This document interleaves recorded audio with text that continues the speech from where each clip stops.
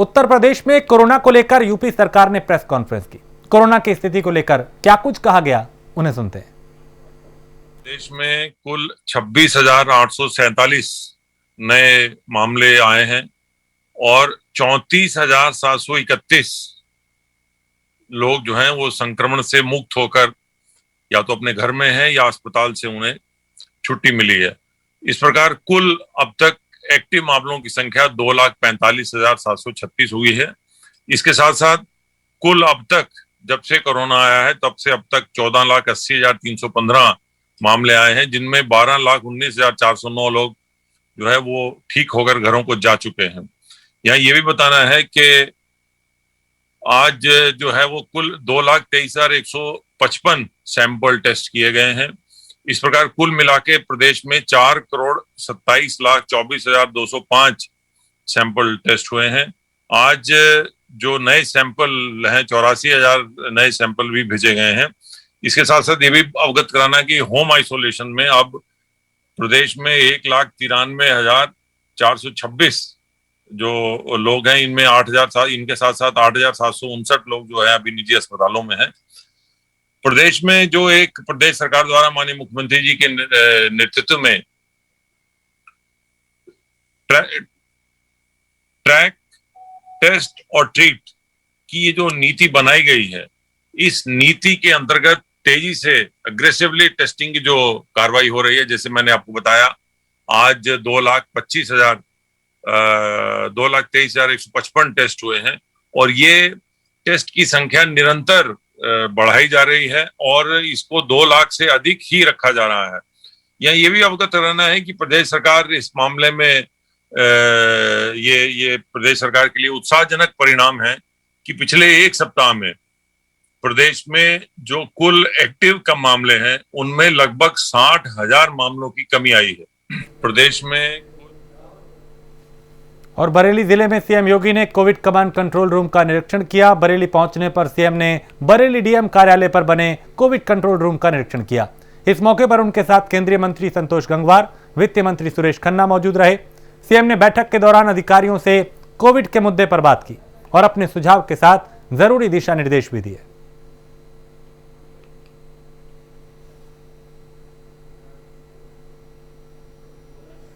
तो मुख्यमंत्री खुद जमीनी हालात की समीक्षा कर रहे हैं। कोविड कमांड सेंटर पहुंचे वो, यहां पे किस तरह की तैयारियां हैं, क्या बंदोबस्त किए गए हैं, किसी तरह की कोई लापरवाही तो नहीं, इसको लेकर जानकारी ली, सुझाव भी कुछ दिए और यह भी कहा कि लापरवाही ना बरतें।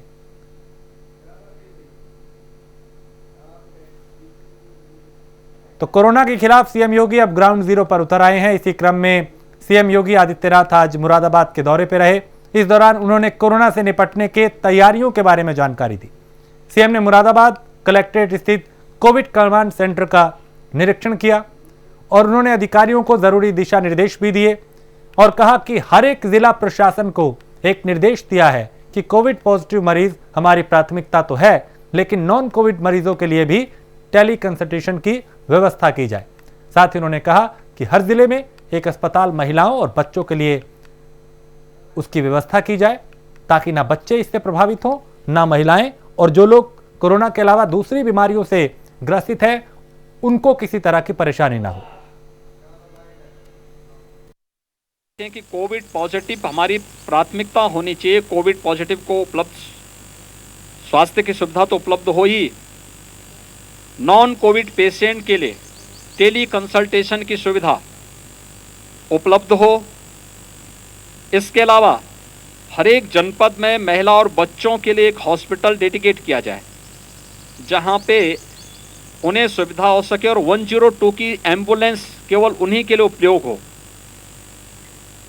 नॉन कोविड पेशेंट जो हार्ट से जुड़े हुए हार्ट की पेशेंट हैं, कैंसर के हैं, डायलिसिस जिनकी होनी है, उनके लिए भी विशेष ध्यान देने की आवश्यकता है और उनके लिए भी एक हॉस्पिटल हर एक जनपद में डेडिकेट करें जहां पर उनको लाने की व्यवस्था, एम्बुलेंस से सुरक्षित लाने, इन्फेक्शन से बचाने और उनके उपचार की सुविधा भी हो सके। इन चीज़ों को बढ़ाने की व्यवस्था की गई है। यहाँ पर हर एक जनपद में व्यवस्था की गई है। ICCC integrated Covid control centre प्रदेश के सभी 75 जनपदों में सक्रिय है, कार्य कर रहा है। मुरादाबाद में तो यहाँ पे इन्होंने 25 सीटर बनाया है, राउंड द क्लॉक वहाँ पे 25-25 लोग अलग अलग ड्यूटी पे कार्य कर रहे हैं।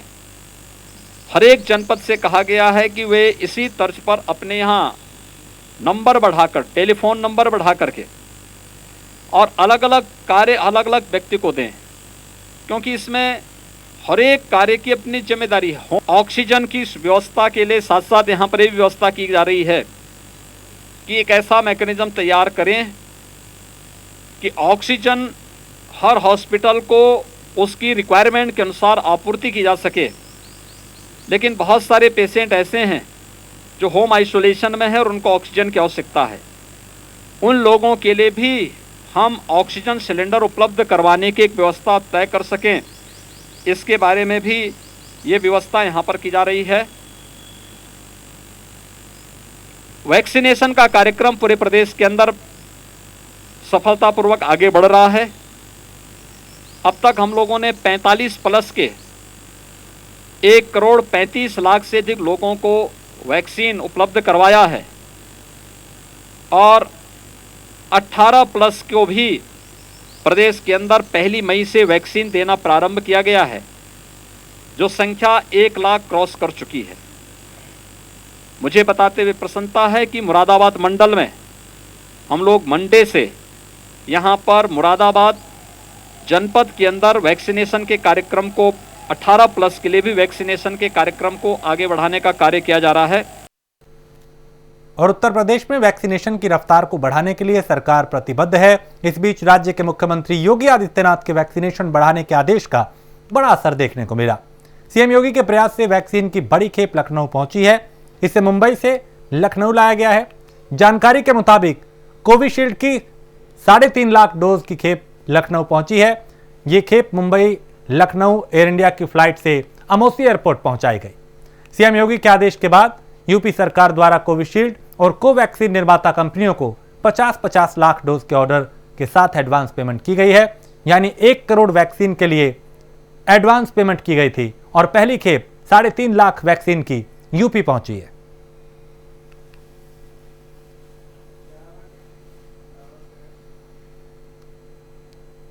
और बीएसपी सुप्रीमो मायावती ने वैक्सीन को लेकर ट्वीट किया है। उन्होंने कहा कि गरीबों, दलितों, आदिवासी समाज के लोगों को फ्री में वैक्सीन दी जानी चाहिए।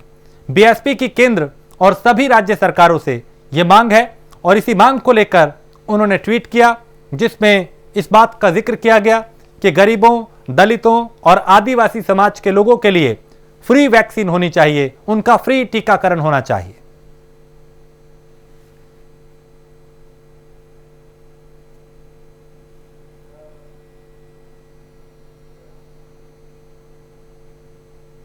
तो बीएसपी सुप्रीमो मायावती जिन्होंने ट्वीट किया और ट्वीट करने के बाद उन्होंने इसमें कई बातों का जिक्र किया, खासकर वैक्सीन को लेकर कहा कि गरीब, दलित और आदिवासी समाज के लिए फ्री वैक्सीन लगनी चाहिए।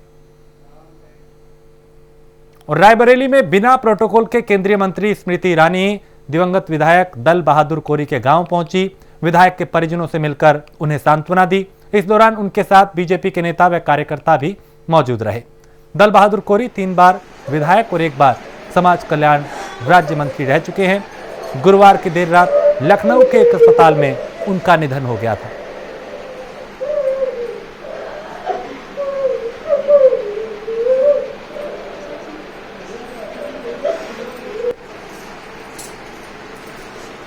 तो स्मृति ईरानी यहां पहुंची और दिवंगत के परिवार को सांत्वना दी।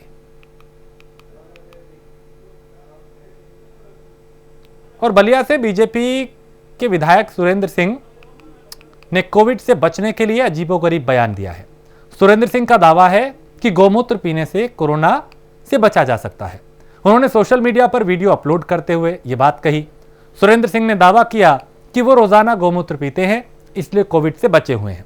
वीडियो में सुरेंद्र सिंह गौमूत्र पीते हुए भी नजर आ रहे हैं और लोगों को भी इसके सेवन की सलाह दे रहे हैं। आपको भी हम सुनवाते हैं। बैरिया विधानसभा क्षेत्र की पूजी जनता से पुनः एक अपील करना चाहता हूं। आप लोग देख रहे होंगे कि मैं स्वयं जो है, स्वयं जिस चीज को सेवन करके आज स्वस्थ हूं, मैं चाहता हूं कि आप सब भी इस मेरे नियमित सेवन के तत्वों को स्वीकार करें। देखिए, पातंजलि का गोधन अर्घ है, दिव्य पातंजलि का गोधन अर्घ है। मैं सवेरे रोज दातुन करने के बाद खाली पेट 5 ढक्कन ठंडा पानी में मिलाकर पीता हूं, और इसका लाभ, इसमें वैज्ञानिक तत्व क्या है इसका ज्ञान मुझे नहीं है। मैं पहले भी आप सबसे आग्रह किया था कि यही सेवन करके मैं लगातार 18 घंटा समाज में रहता हूं, आप सबके बीच में रहता हूं, उसके बाद भी स्वस्थ हूं।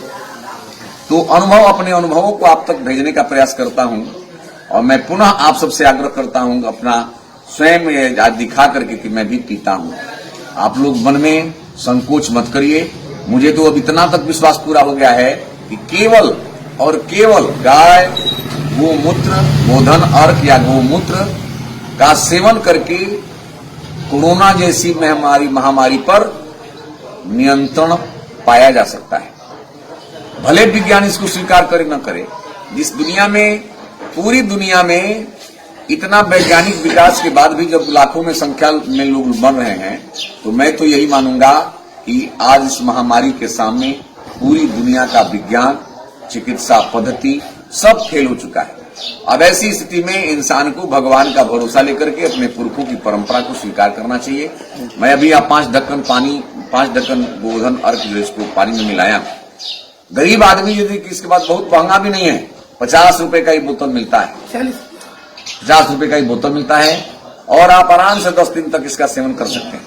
यदि इतना भी नहीं है तो मैं आप सबसे प्रार्थना करूंगा कि आपके पड़ोस में, आपके गांव में गाय होगी किसी के पास, गाय जो गाभिन न हो, उस गाय का गोमूत्र लेकर के और 50 ml गोमूत्र के साथ 100 ग्राम पानी मिला दीजिए, और सुबह खाली पेट यदि आपने लेने का अभ्यास डाल दिया तो मुझे पूरा विश्वास है, इस भगवान को स्मरण करके मैं कह सकता हूं कि जीवन में आपको कोरोना नहीं, कोरोना से भी बड़ी महामारी आएगी तो भी कुछ प्रभाव डालने वाली नहीं।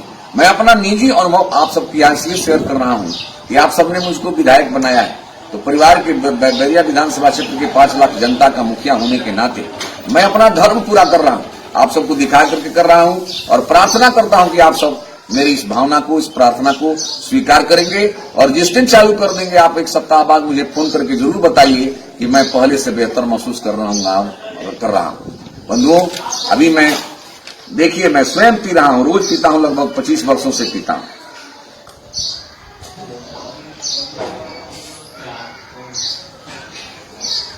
मैं गोधन अर्घ का सेवन कर लिया।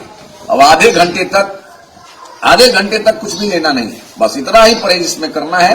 और एक ही रोग में नहीं, तमाम रोगों में, इस रोग में ज्यादा से ज्यादा लोग हार्ट अटैक से मर रहे हैं।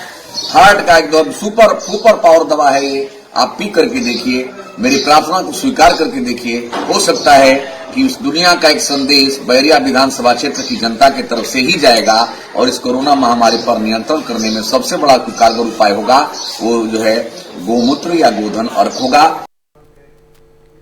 और आगरा में ऑक्सीजन घोटाला सामने आया है, जहां बंद अस्पताल में सैकड़ों सिलेंडर की सप्लाई कर दी गई। वेंडर और आपूर्तिकर्ताओं ने आपदा को अवसर बना लिया।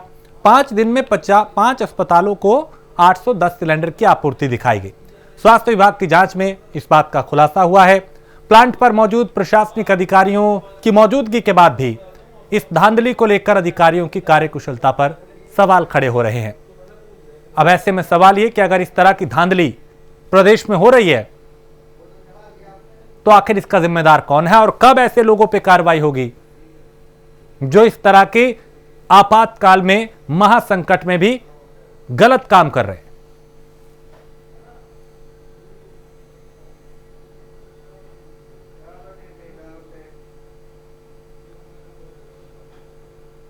और गौतम बुद्ध नगर पुलिस कमिश्नर ने अपने पुलिसकर्मियों के लिए कोविड-19 केयर L1 सुविधा की शुरुआत की है। इसमें केयर सेंटर में एम्बुलेंस, 50 बेड, 24 घंटे डॉक्टर्स की निगरानी होगी, साथ ही फार्मेसी और ऑक्सीजन कंसंट्रेटर की भी उपलब्धता होगी।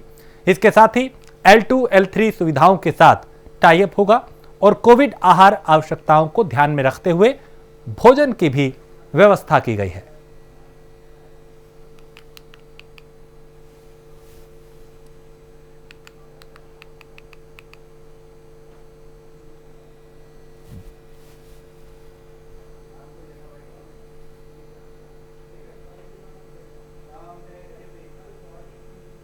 और कानपुर में ऑक्सीजन की बर्बादी की तस्वीर सामने आई है। ऑक्सीजन लेकर जा रहे टैंकर से रिसाव होता रहा।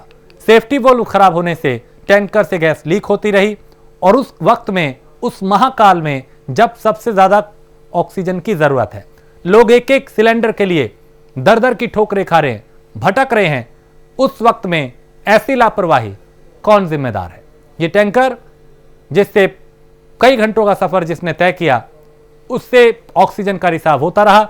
और सोचिए जितनी ऑक्सीजन इसमें थी और जब ये अपने गंतव्य पे पहुंचा, कितनी ऑक्सीजन का खपत सड़क पे ही हो गया होगा, रिसाव में चला गया होगा।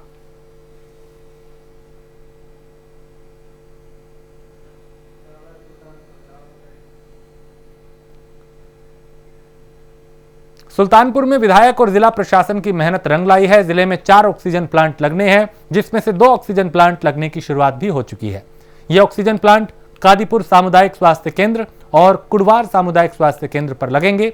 विधायक की पहल पर उनकी विधायक निधि से कादीपुर स्वास्थ्य केंद्र में ऑक्सीजन प्लांट लगने की शुरुआत हो चुकी है।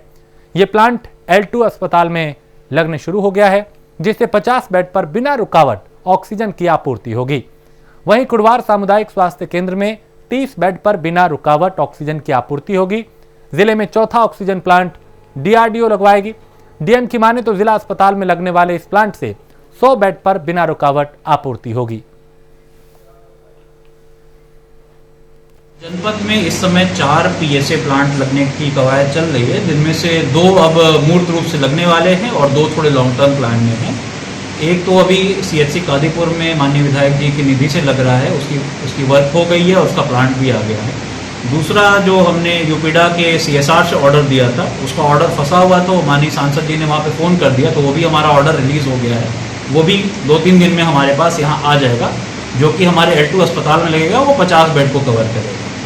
तीसरा एक प्लांट CHC कुड़वार में लग रहा है 30 बेड का, जो कि चीनी उद्योग द्वारा प्रमुख सचिव चीनी के सौजन्य से वो लगवाया जा रहा है। अयोध्या में कोविड अस्पताल बने। जिला महिला अस्पताल में कोविड के मरीजों को बेहतर इलाज के लिए CMS डॉक्टर S.K. शुक्ला के प्रयास से मोबाइल डिजिटल एक्सरे मशीन अस्पताल को मिली है। मोबाइल डिजिटल एक्सरे मशीन आज महिला अस्पताल पहुंच गई है। इसके तहत कोविड-19 के मरीजों को एक्सरे उन्हीं के बेड पर हो जाएगा। बता दें कि इससे पहले कोरोना पीड़ित मरीजों को एक्सरे कराने के लिए बाहर जाना पड़ता था, जिससे संक्रमण का खतरा और बढ़ जाता था। संक्रमित मरीज भी परेशान होते थे, लिहाजा अब उनके लिए ये एक अच्छी सुविधा है।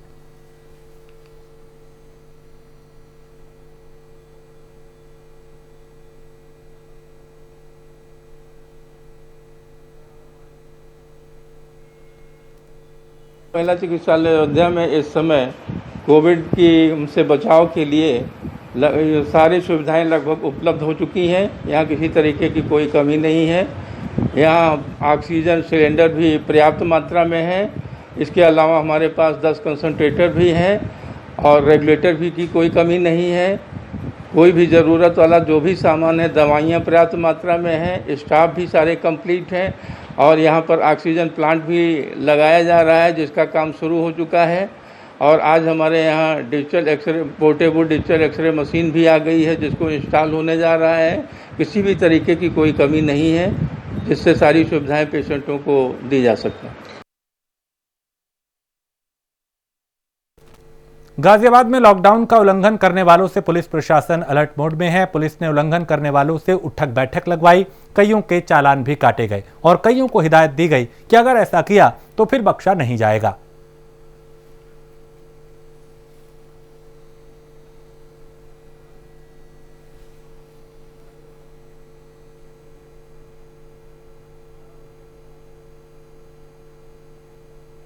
और यूपी के मुरादाबाद में चिड़ियाघर के शेरों को कोरोना संक्रमित पाए जाने के बाद उत्तर प्रदेश के लखीमपुर खीरी के दुधवा टाइगर रिजर्व को अलर्ट मोड पर रखा गया है। लेकिन चिंता का सबब जब बन गया जब दुधवा टाइगर रिजर्व के बफर जोन में एक टाइगर ने एक युवक को घायल कर दिया। इलाज के दौरान युवक कोरोना पॉजिटिव पाया गया। इसके बाद दुधवा प्रशासन में हड़कंप मच गया।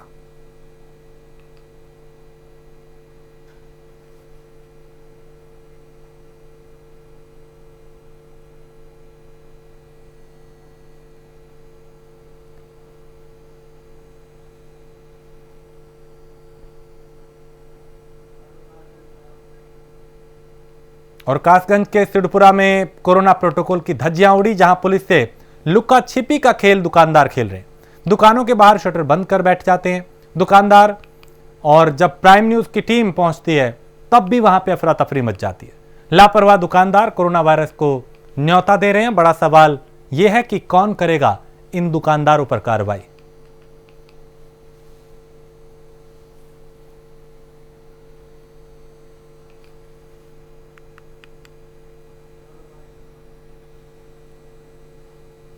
पूरे देश भर में कोरोना ने अपने पैर पसार रखे हैं और लगातार जो है कोरोना के मरीज बढ़ते जा रहे हैं। ऐसे में लगातार जो सरकारें कदम उठाना चाहिए, भरपूर कदम उठा रही हैं और लोगों से अपील कर रही हैं कि लोग अपने घरों में रहें, मास्क लगाते रहें और कोरोना के जो प्रोटोकॉल हैं उनके नियमों का पालन करें। हम चलते हैं, आइए पीछे एक गली है उसमें आपको दिखाते हैं। सिद्धपुरा कस्बे में हम इस वक्त मौजूद हैं और यहाँ पर जो है कोरोना का जिस तरह से पालन, लॉकडाउन का पालन होना चाहिए उस तरह का जो मुख्य मार्ग है, मुख्य रोड है, वहाँ पर तो ये पालन दिखाई दे रहा है। लेकिन हम इस वक्त मौजूद हैं, देखिए ये सिद्धपुरा की एक गली है और आप मेरे पीछे तस्वीरों में देख सकते हैं इस गली में काफ़ी संख्या में भीड़, यहाँ पर तस्वीरें देख सकते हैं। ये देखिए किस तरह की तस्वीरें हैं, कितनी संख्या में ये जो कोरोना का प्रोटोकॉल का जो पालन होना चाहिए उस तरह का पालन यहाँ पर नजर नहीं आ रहा है। आप मेरे पीछे तस्वीरों में देख सकते हैं किस तरह यहाँ पर दुकानें खुली हुई है, कितनी भारी संख्या में भीड़ है और लोग जो है जैसे ही प्राइम न्यूज की टीम यहाँ पर आई है तो लोग यहाँ से उठकर एक इधर से उधर जाने लगे, वरना जो कोरोना की गाइडलाइन है, प्रोटोकॉल है, उसका पालन नहीं हो पाएगा। कैमरा पर्सन रंजीत रॉय के साथ मैं रामेश्वर गौतम, प्राइम न्यूज कासगंज। सहारनपुर में बढ़ते कोरोना संक्रमण के चलते 116 बंदी अंतरिम जमानत पर रिहा किए गए। सभी कैदियों को 60 दिन के लिए जमानत दी गई। कोरोना के बढ़ते मामलों के चलते यह कदम उठाया गया है, क्योंकि जेल में ज्यादा संख्या में कैदी ना रहें, कोरोना का खतरा ना बढ़े, उसको लेकर यह कदम उठाया गया।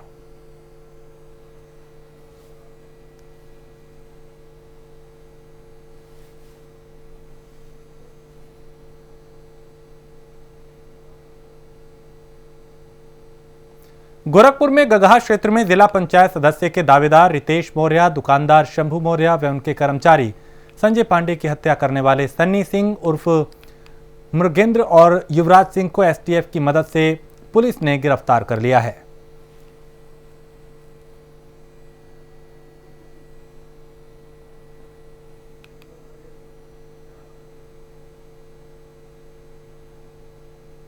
और बरेली में तमंचे पर डिस्को किया गया। निजी कार्यक्रम में तमंचे के साथ डांस करते हुए एक शख्स का वीडियो वायरल हो रहा है और वायरल वीडियो का संज्ञान लेते हुए पुलिस ने युवक की पहचान की।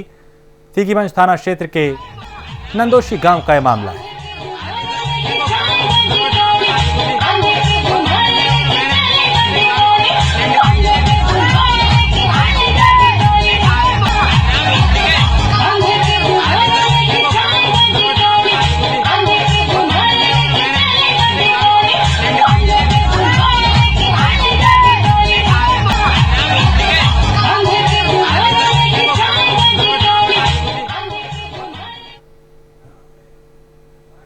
और इसी के साथ इस बुलेटिन में फिलहाल इतना ही। देश प्रदेश की बाकी खबरों के लिए आप देखते रहिए प्राइम न्यूज।